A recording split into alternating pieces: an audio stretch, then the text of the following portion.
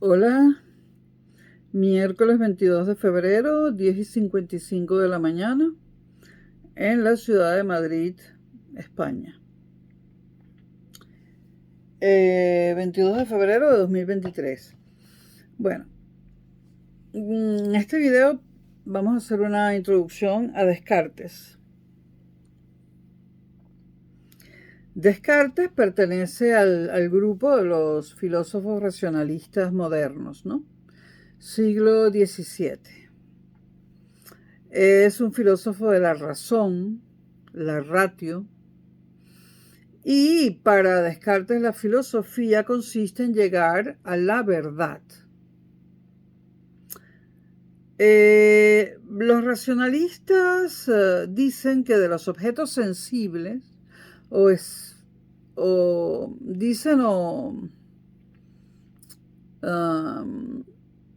consideran que de los objetos sensibles no se puede predicar nada verdadero.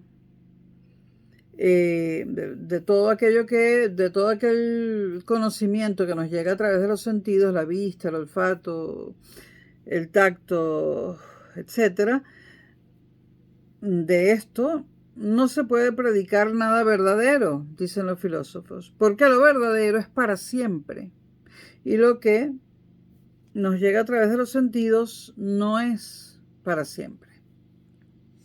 Lo verdadero, entonces, muy importante esto para los racionalistas, es para siempre, es una verdad para siempre, una verdad eterna e inmutable. Y eso es lo que ellos buscan, verdades eternas e inmutables. Los racionalistas dicen que las verdades deben ser universales y necesarias.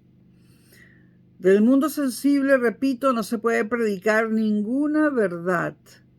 De las matemáticas, sí. Hay una verdad matemática, consideran los racionalistas, subyacente al mundo sensible. En cierta forma, los racionalistas son unos neopitagóricos.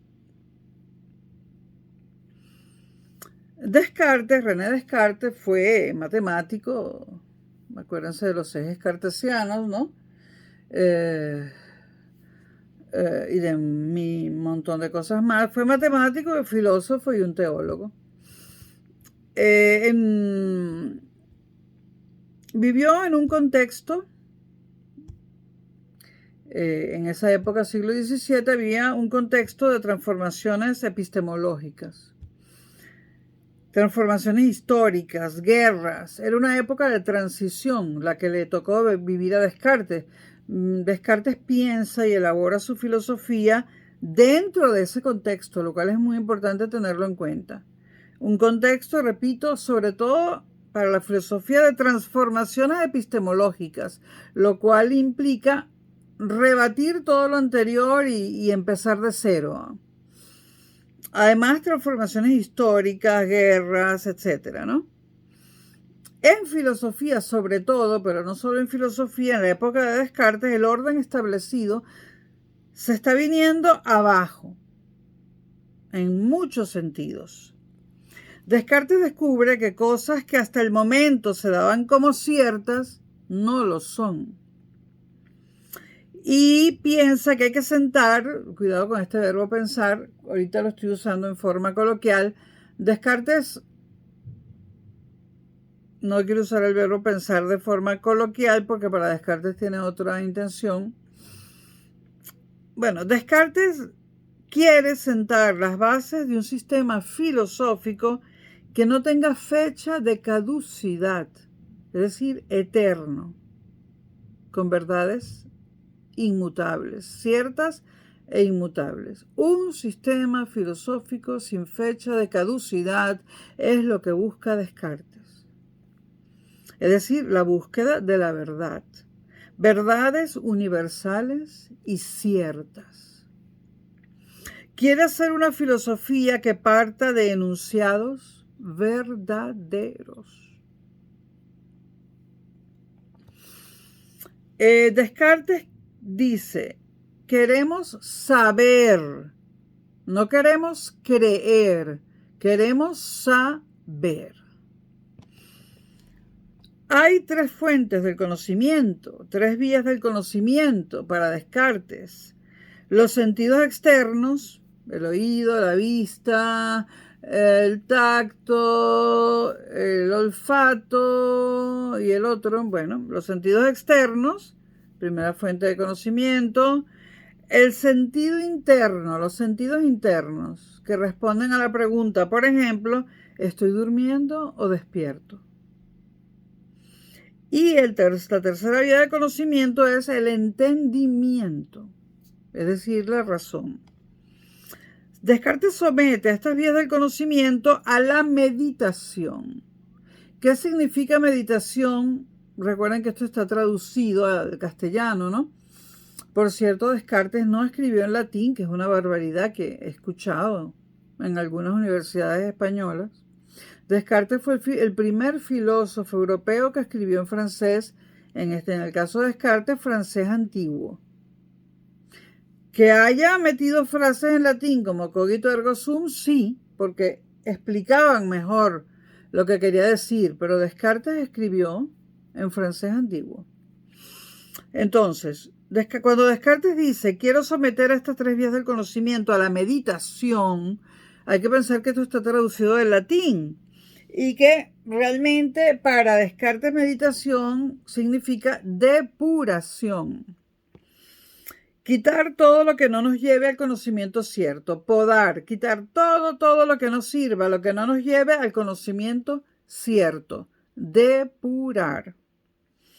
De ahí nacen las meditaciones metafísicas, depuraciones metafísicas.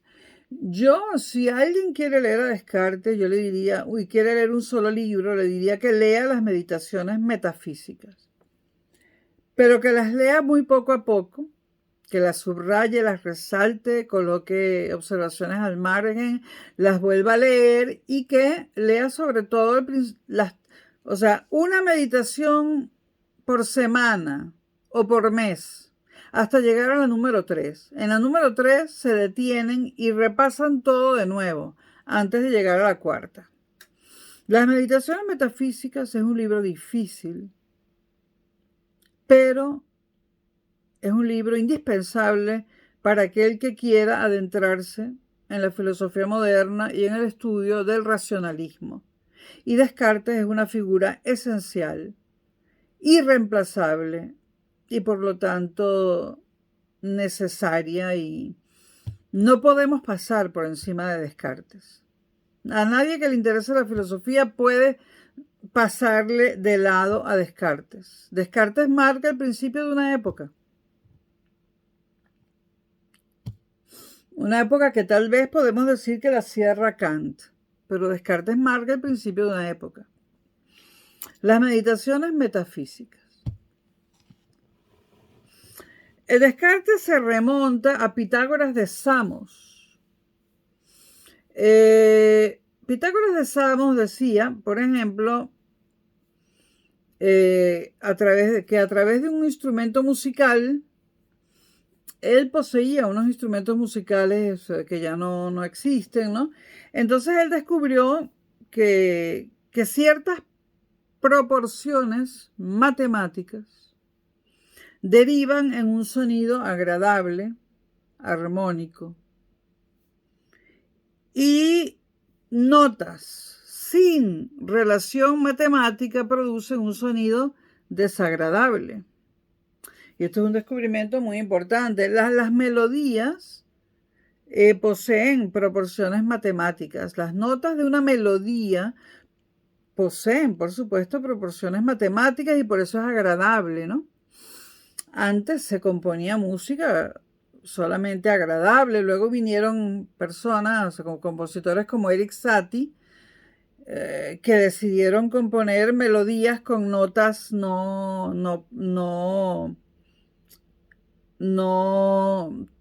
proporcionadas matemáticamente, ¿no? Entonces se puso de moda una cierta música culta, entre comillas, desagradable, que en ningún caso era melódica, ¿no? En ningún caso, ¿no? no fue solamente Satie el que hizo esto, ¿no? Pero bueno, estos son ya excentricidades, ¿no? De quien tenga tiempo para invertir su tiempo en crear música desagradable, ¿no? Evidentemente uno puede educar el oído para apreciar a Satie y a otros, ¿no? Pero es muy importante el descubrimiento tempranísimo en la antigüedad que hace Pitágoras, ¿no? De que la música agradable, la melodía, surge cuando las notas guardan entre sí proporciones matemáticas. El lenguaje de la música, por lo tanto, es un lenguaje matemático, lo saben todos los que han estudiado teoría de solfeo. Bueno, Descartes retoma a Pitágoras y dice que el mundo que procede de los sentidos, lo sensible, tiene una estructura matemática.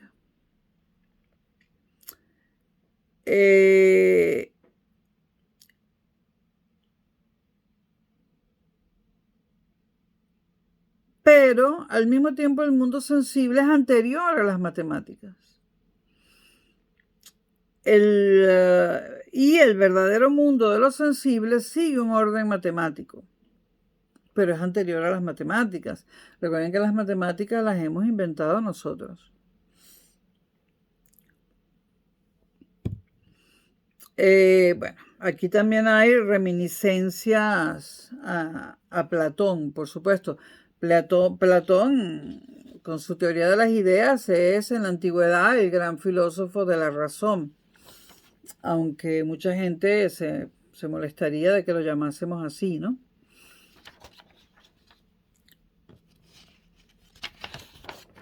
Sigamos con Descartes y las 3 vías del conocimiento. Descartes tiene que empezar a depurar, ¿no? Entonces él dice, los sentidos externos no proporcionan conocimiento cierto. Por cierto, Bacon, y ya lo dije en el video anterior, en algunas cosas se anticipó a Descartes, ¿no? Descartes dice, los sentidos externos son un medio, y ciertamente son un medio. Por ejemplo, la piel, el tacto, ¿es un medio para qué? Bueno, es un medio por el cual nos enteramos que la temperatura está baja, como ahora. Pero ese conocimiento no nos llega inmediatamente, no nos llega de forma innata.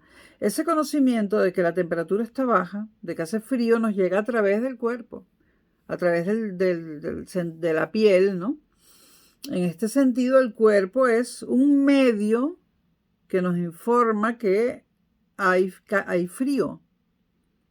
Pero este medio es confiable. Dejémoslo hasta ahí. Para Descartes no es confiable. Ya seguiremos en este mismo video con eso más adelante, ¿no? Los sentidos internos que nos hacen preguntarnos, ¿estoy soñando o estoy despierto? O me hacen preguntarme, ¿estamos o no estamos aquí? La vida es sueño. De Calderón de la Barca, recuerden, ¿no? Sueño y vigilia. Los sentidos internos lo que nos hacen preguntarnos es, ¿todo esto es solo fachada? ¿Una fachada de algo que no existe? Podríamos ser un cerebro en un tarro, nos dicen los sentidos internos. Y entonces somos un cerebro en un tarro con alcohol y nos inyectan sensaciones, recuerdos en un laboratorio.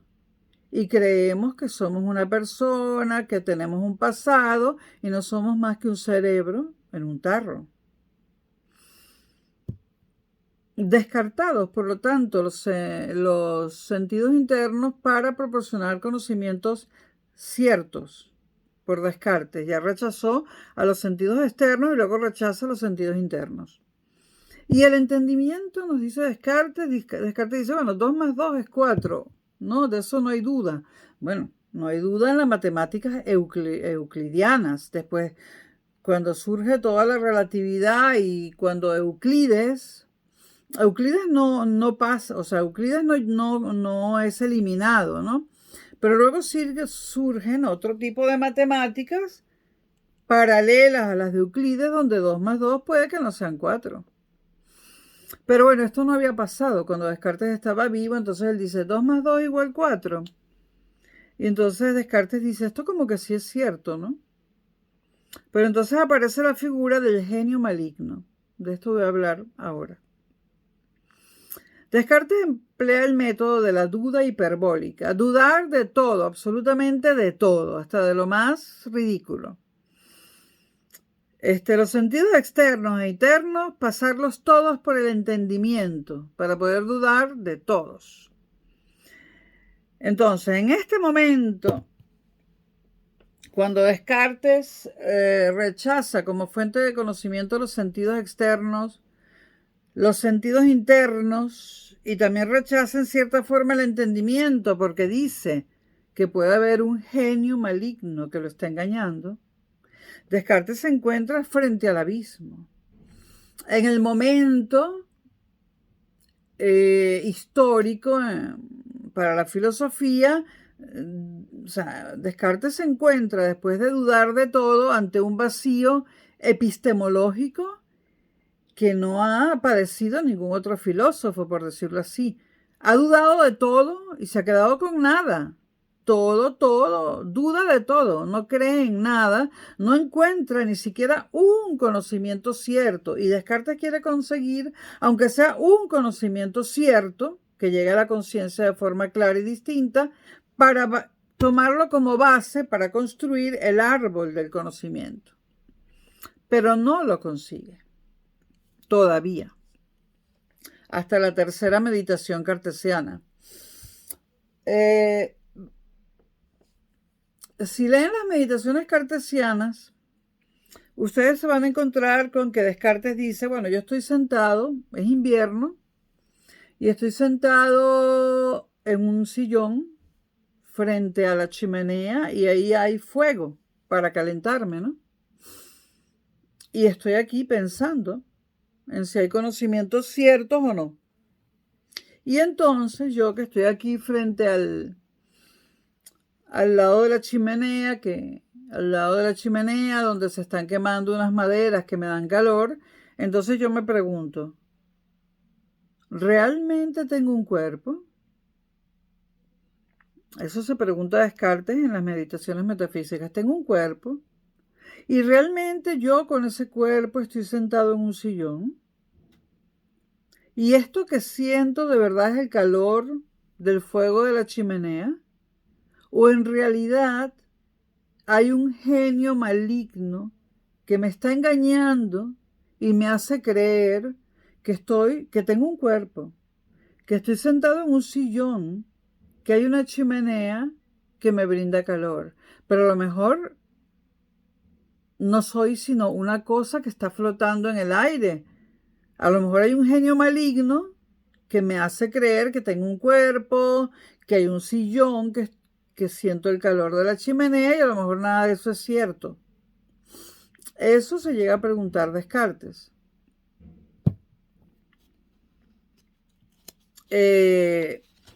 Descartes, que no quería recurrir a Dios, al final tiene que recurrir a Dios para poder seguir adelante en su búsqueda de una primera certeza, aunque sea una certeza. Descartes dice, si todo lo que pienso es errado, al menos estoy pensando, ¿no? Recuerda que pensar está traducido del latín, ¿no? Y puede significar pienso, siento, reflexiono. Bueno, él dice, si todo lo que pienso es errado y no hay chimenea, no hay sillón, etcétera, por lo menos estoy pensando. De eso no puedo dudar. Sea lo que yo sea, material o inmaterial, estoy pensando. ¿Qué es pensar? Que se me den cosas a la conciencia. Pienso, luego existo, cogito ergo sum. Ya dije que el cogito es un verbo que hay que tomar con cuidado. Luego se pregunta Descartes, ¿hay algo más allá de la conciencia? ¿Consciencia? Y dice, hasta que no se da a la conciencia, no soy consciente de ello. Es decir, hasta que yo cogito en latín, no soy consciente de ello. Pienso y luego soy. Sum es más bien soy que existo. Pienso y luego soy. ¿Y qué soy? Bueno, una cosa que piensa, que capta en la conciencia las cosas que se le dan a la conciencia. Eso es algo que Descartes admite, esa es su primera certeza. Soy una cosa que piensa, pero todavía Descartes no puede afirmar que tiene un cuerpo, que está en un sillón, solo sabe que es una cosa que piensa. Porque pienso, dice Descartes, tengo la prueba de que soy, es decir, de que existo. Esta es la condición de posibilidad. Luego dice Descartes, de cualquier objeto extenso, yo puedo predicar una distancia. Sujeto y predicado. De cualquier objeto extenso, un cuerpo, por ejemplo, yo puedo predicar una distancia.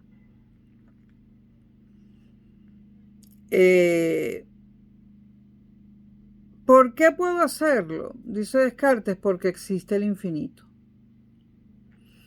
Ahora, de que de cualquier objeto extenso yo puedo predicar una distancia, es algo que Descartes, de lo que Descartes se da cuenta, porque Descartes era un genio sin duda alguna, y bueno, nosotros no somos Descartes, ¿no? Hay que recordar que Descartes estaba de vacaciones dentro de la guerra de los 30 años cuando decide ponerse a pensar en estas cosas, ¿no? También escuché en una universidad española que Descartes nunca trabajó, ni fue a la guerra, ni hizo nada. Es lamentable que alguien dé una clase diciendo eso en una universidad española. No es que haya que saberse la biografía de los filósofos, pero, por Dios, es que ni en el Congo son capaces de decir una cosa así. Bueno, Descartes era un genio.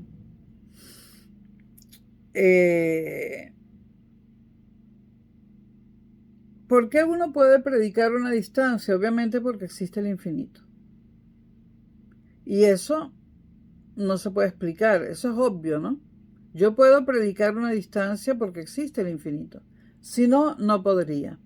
Eso no requiere explicación, no requiere demostración. O se ve o no se ve, o lo ven o no lo ven. Bueno, a Kant, por cierto, le fascinaba Newton y llamó al sistema newtoniano el sistema de la razón, el sistema. Esto es un dato curioso, ¿no? Ahora, para poder acotar cantidad alguna, y la distancia es una cantidad, hay que asentarse sobre un espacio-tiempo ilimitado, es decir, infinito. Espacio y tiempo infinito. Si no, no puedo acotar ninguna cantidad fija de nada. Entonces, necesito un espacio-tiempo infinito, ilimitado. Si podemos pensar el infinito, es porque poseemos la capacidad de concebir el infinito. Esto es importantísimo. Si podemos pensar el infinito, es porque poseemos la capacidad de concebir el infinito. Si yo puedo concebir el infinito, o sea, si yo digo, oye, puede que exista el infinito, si yo puedo decir eso, entonces puedo pensar en el infinito. Solamente si soy capaz de concebirlo. Si yo no soy capaz de concebir algo, por ejemplo, si yo no soy capaz de concebir en el año 2023 un acuerdo de paz que acabe con la guerra de Rusia y Ucrania, entonces yo no puedo decir nada sobre ese tratado de paz anticipadamente. O sea, para saber algo, para pensar en algo hay que ser capaz de concebir la existencia de ese algo, ¿no? Y yo creo que todos los seres humanos somos capaces de concebir el infinito, ¿no? Produce mucha angustia saber que existe, bueno, suena mal, saber que existe el infinito. Obviamente en filosofía y matemáticas es una expresión totalmente incorrecta, ¿no? Pero saber que existe el infinito es algo que angustia. Pero somos capaces de concebirlo, por lo tanto, el infinito está ahí. La creación, otra cosa de la que se da cuenta Descartes es que la creación puede rebasar los límites epistémicos de lo que nos creó. Ojo, la creación, lo creado, puede sobrepasar, rebasar los límites epistemológicos de lo que nos creó. Es decir, nos pueden haber creado, ¿quién? Dios, el Todopoderoso. Nos pueden haber creado y podemos rebasar los límites de esa creación. Nosotros, que somos finitos. Eso se atreve a decir Descartes y cuando lo dice, lo excomulgan. En Europa, a Descartes, en Ámsterdam, lo excomulgan por decir que la creación puede rebasar los límites epistémicos de lo que nos creó. Eso, por supuesto, era provocar a la iglesia, pero no lo hace Descartes para provocar a la iglesia. Él está en lo que está, buscando la verdad.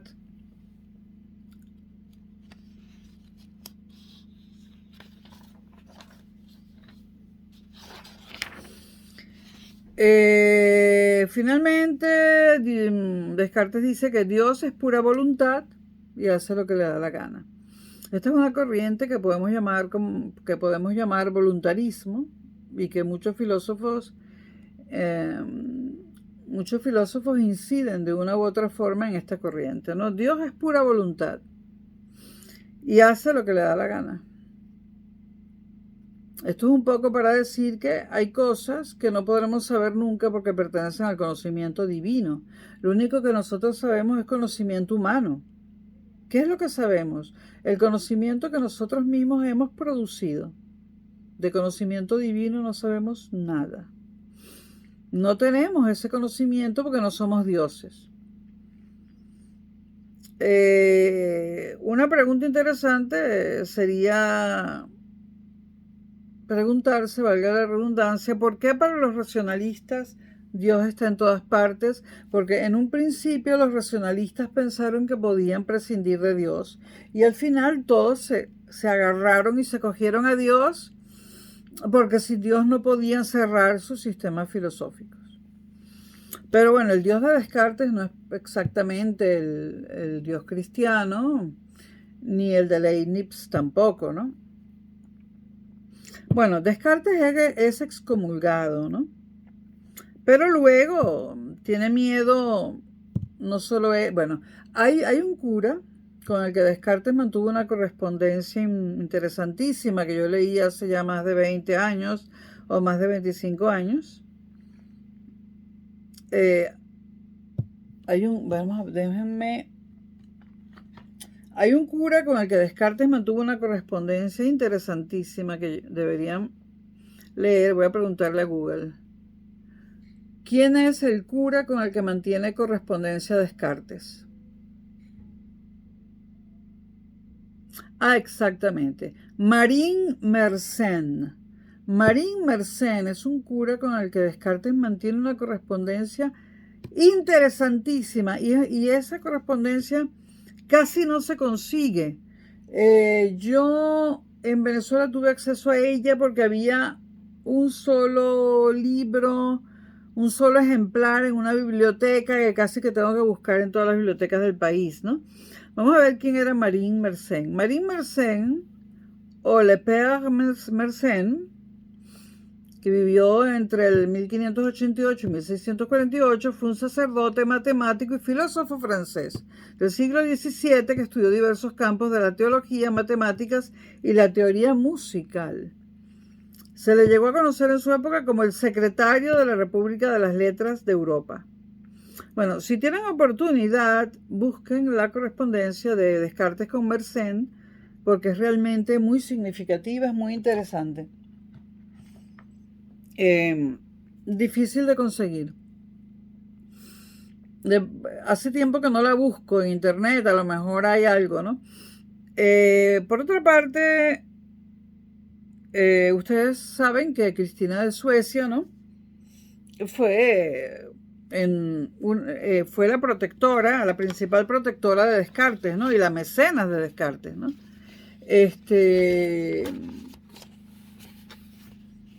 Y la mecenas de Descartes, ¿no? Perdón, que estoy organizando mis libros. Bueno, Cristina de Suecia fue la mecenas de Descartes y fue también corresponsal de Descartes. Es decir, existe también una gran correspondencia entre Cristina de Suecia y Descartes. Cristina de Suecia fue protectora de filósofos, de artistas, de pensadores. Y bueno, cuando ella sintió que la vida de Descartes podía correr peligro debido a la Iglesia Católica, le mandó un barco a Descartes a Ámsterdam, ¿no? Un barco para que se montara en el barco y fuese a Suecia, a Estocolmo, para estar bajo la protección de ella, ¿no? Descartes no quería moverse de Ámsterdam, pero finalmente decide huir, entre comillas, y se monta en ese barco. En ese trayecto, en esa época, hacia Suecia, por supuesto cada vez había más frío, cada vez iban a una latitud mayor, ¿no? En ese viaje en barco, Descartes enferma de lo que hoy en día sería una pulmonía, una neumonía, ¿no? Y cuando Descartes llega a Estocolmo, no recuerdo cuántos días logró sobrevivir, pero algo así como 3 días, ¿no? O sea, Descartes muere de gripe, pulmonía, neumonía en Suecia, producto del viaje y producto de las altas temperaturas.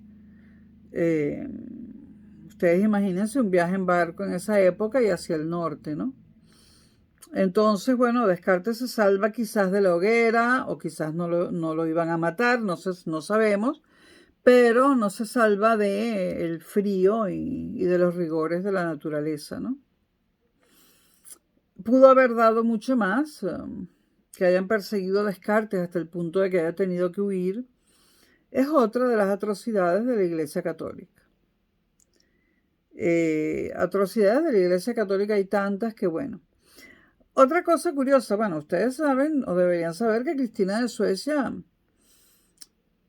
estaba amenazado su trono, no me acuerdo si era por su primo o por su hermano. Y ella también en algún momento tuvo que huir de Suecia antes de que la mataran porque le querían dar un golpe de estado. Y de Suecia huyó Cristina, la reina de Suecia. Cristina huye de Suecia a España porque había tenido un amante español, pero en España ese ex amante español no la ayuda. En todo caso, Cristina de Suecia, y esto puede parecer un poco irónico, encuentra refugio en Roma, nada menos que en Roma, ¿no? Y si ustedes van a la Basílica de San Pedro, en el Vaticano, pues en la cúpula de la Basílica de San Pedro hay una sola persona enterrada. Es decir, hay una sola urna en la basílica, en la cúpula de la Basílica de San Pedro. O sea, en la planta, en el suelo de la Basílica de San Pedro están enterrados un montón de papas, ¿no? Algunos con muy mal gusto porque hay un cristal allí transparente y yo me acuerdo que la última vez que fui, no, la penúltima, voy por cuestiones de interés artístico, no soy creyente. En la penúltima vez que fui, un amigo mío me dijo, vente para que veas la cara de Benedicto XV. No el 16 que acaba de morir, el 15. Y bueno, tiene la tapa transparente y yo, Dios mío, uy, el Dios mío es por costumbre, ¿no? Es una apostilla por costumbre. Pero mientras los papas están enterrados, digamos, en el suelo, en las bases de la Basílica de San Pedro, hay una sola urna en la cúpula de la Basílica de San Pedro. ¿Y quién está enterrado allí arriba, en esa posición privilegiada, nada menos que en el Vaticano y dentro de la Basílica de San Pedro? Cristina de Suecia, señores. Cristina de Suecia. Cuando vayan al Vaticano, busquen, porque aparece en una de las columnas, aparece una flecha y dice en latín que allá arriba está enterrada Cristina de Suecia. Muy, muy poderosa tuvo que haber sido para que la Iglesia Católica haya enterrado a Cristina de Suecia en un lugar tan privilegiado como la cúpula de la Basílica de San Pedro. A pesar de que fue protectora de filósofos que no gustaban a la Iglesia Católica, a pesar de sus múltiples amantes y a pesar de todos los pesares, esta mujer que supo lo que era ser poderosa, está enterrada arriba, en la cúpula de la Basílica de San Pedro. Único motivo por el cual yo no derrumbaría esa horrorosa basílica, porque entre Bernini y Miguel Ángel, uno de ellos muere, el otro la termina de construir y es totalmente desproporcionado. O sea, la cúpula no guarda una proporción agradable con la base de la basílica, ¿no? Es decir, si nos vamos a lo de la música y Pitágoras, pues la relación matemática entre la cúpula y la planta de la Basílica de San Pedro no produce música, sino ruido, pero mucho ruido, ¿no? Es lamentable que ese mármol que está en la Basílica de San Pedro lo hayan robado los cristianos desvistiendo el Coliseo de Roma, desvistiendo el Panteón de Roma, ¿no? Yo no se los perdono a los cristianos que hayan desvestido el Panteón Romano, el Coliseo Romano, para llevarse el mármol a la Basílica de San Pedro, ¿no? Y construir su porquería de Vaticano. Los romanos trabajaban más, iban a buscar el mármol a Egipto. Los cristianos decidieron profanar toda la arquitectura romana y la ingeniería romana. Pero yo nunca le perdonaré al cristianismo y sobre todo al catolicismo todas las barbaridades que hicieron. No solamente la Inquisición mató a todo el mundo, no solamente paralizaron el pensamiento durante un mínimo de 10 siglos, digo 10 siglos siendo conservadora, digamos del quinto al 15, pero son como 12, del quinto al 17. Paralizaron cualquier tipo de pensamiento. La filosofía se estancó. Santo Tomás lo que hizo fue copiar a Aristóteles, que ni siquiera lo tradujeron los cristianos, sino que Santo Tomás usó una versión de Aristóteles en árabe, que la tradujeron los cristianos al latín. Pero ¿quién tradujo a Aristóteles al árabe? Los musulmanes. Los musulmanes traducen a Aristóteles al árabe. Y los cristianos del árabe lo traducen al latín, pero son incapaces de traducirlos del griego al latín. Entonces, la obra de Platón, Aristóteles, sobre todo la obra de Aristóteles, escrita en griego ático, el griego del siglo III antes de Cristo propio de Atenas, pues pasa, ese griego ático del siglo III antes de Cristo, pasa al árabe y luego pasa al latín y luego pasa al castellano. Entonces, hay un dicho que dice traductor traidor. Bueno, fíjense todas las traducciones terribles por las que ha pasado la obra de Aristóteles y muchísimas otras obras, ¿no? Entonces, bueno, Eh,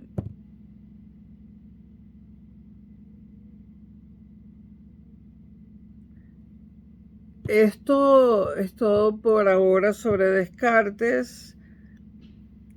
Si les interesa, les vuelvo a recomendar que lean las meditaciones metafísicas. Difíciles pero fascinantes. Y bueno, no, respecto a las ruinas romanas, la gente dice, uy, todavía está en pie el Coliseo. Qué bien construían los romanos.